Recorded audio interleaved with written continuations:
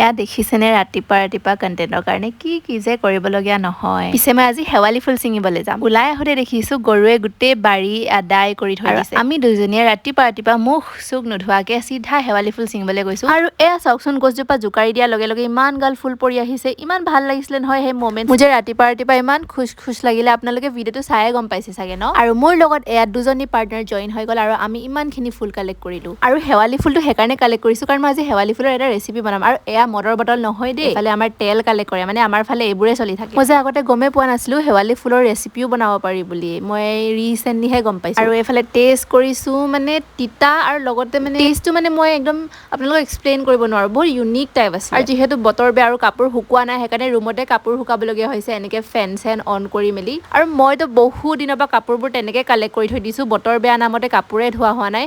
যেতিয়াই ধুবলগীয়া হ'বগে তেতিয়া মোৰ বেণ্ডে বাজি যাব। কাপোৰবোৰ যোৱাকালি ৰাতিয়ে শুকাই থোৱা আছিলে, সেইকাৰণে ৰাতিপুৱালৈকে ধুনীয়াকে শুকাই গ'ল। আৰু মোৰ যে বৰষুণ দিলে মানে বহুত লেজি লাগে দিনবোৰ, সেইকাৰণে ভাত চাত খাই দিয়াৰ পিছত এয়া মই ধুনীয়াকে শুই গ'লো। আজিৰ বাবে মানে আকৌ নেক্সট পাৰ্টত লগ পাম।